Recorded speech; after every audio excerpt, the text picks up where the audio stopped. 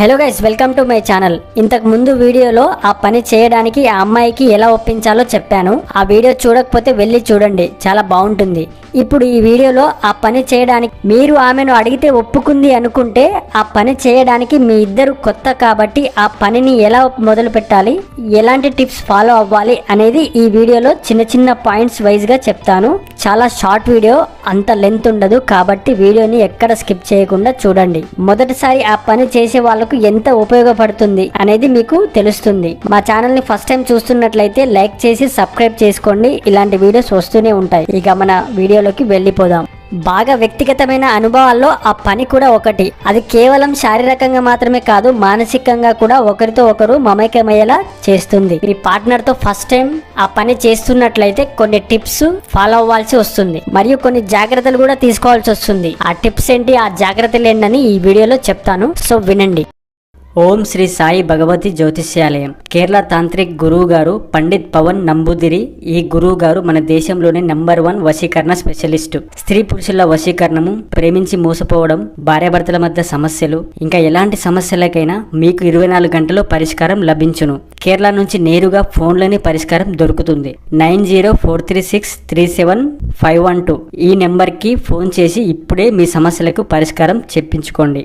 ఏం చెయ్యాలి? మొదటిది, మీ ఇద్దరికి ఆ పని చేసుకోవడానికి ఒకరికి ఒకరు ఇష్టమే అని ముందుగా తేల్చుకోవాల్సిన విషయం. ఇది చాలా ముఖ్యం, లేదంటే ఒకరి మీద ఒకరికి ఈర్ష్యలు అది పుట్టే అవకాశం ఉంది. కాబట్టి మీ ఇద్దరు ఓకే అనుకుంటేనే ఆ పని చేయడానికి ఒప్పుకోండి. రెండవది, ప్రొటెక్షన్ యూజ్ చెయ్యాలి. ఆ పని సాఫీగా సేఫ్ గా చెయ్యాలి అంటే పక్కా ప్రొటెక్షన్ యూజ్ చెయ్యండి. ఎందుకు అంటే అది మీకు ఇప్పటికే కాదు, ముందు భవిష్యత్తుకు కూడా చాలా ఉపయోగపడుతుంది. కాబట్టి మొదటిసారి ఆ పని చేసే ముందు పక్క ప్రొటెక్షన్ ని యూజ్ చెయ్యండి. ఈ రూల్ ఫాలో అవ్వాల్సిందే. మీరు ఎమోషనల్ గా కనెక్ట్ అయ్యే వారితో ఎక్కువగా ఆ పని తృప్తినిస్తుంది. కాబట్టి ఒకరి మీద ఒకరు ఇష్టం పెంచుకోండి. అప్పుడే ఆ పనిని మంచిగా ఎంజాయ్ చేయగలుగుతారు. నాలుగవది, కంఫర్టబుల్ గా ఉండండి. మీ పార్ట్నర్ ని కూడా కంఫర్టబుల్ గా ఉండనివ్వండి. ఏ మాత్రం తొందర పడొద్దు.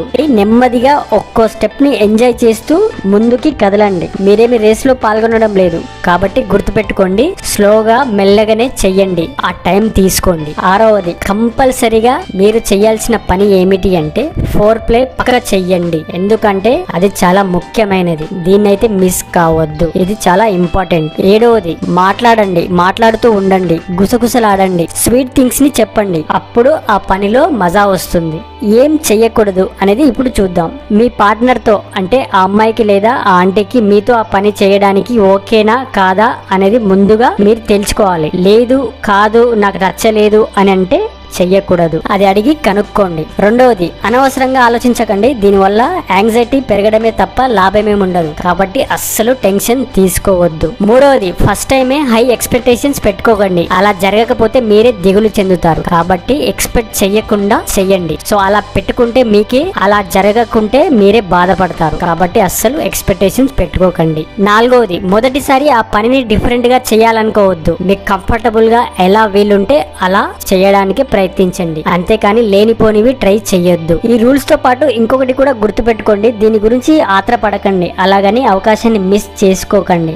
రిలేషన్షిప్ స్ట్రాంగ్ గా ఉంది అంటే చాలు, మీకు ప్రతిదీ సంతోషాన్ని ఇస్తుంది. కాబట్టి మీకే తెలుస్తుంది ఆ పనిని ఎప్పుడు స్టార్ట్ చేయాలి, ఎలా చేయాలి, ఎలా అడగాలి అనడం. సో మీకు సిచ్యువేషన్ అర్థమవుతుంది. కాబట్టి ఇవన్నీ ఫాలో అవుతూ ఆ పనిని ఎంజాయ్ చేయండి. All the best. ఈ వీడియో మీకు నచ్చినట్లయితే లైక్ చేయండి, షేర్ చేయండి, కామెంట్ చేయండి. మరో వీడియోతో మళ్ళీ కలుద్దాం. అంతవరకు బాయ్.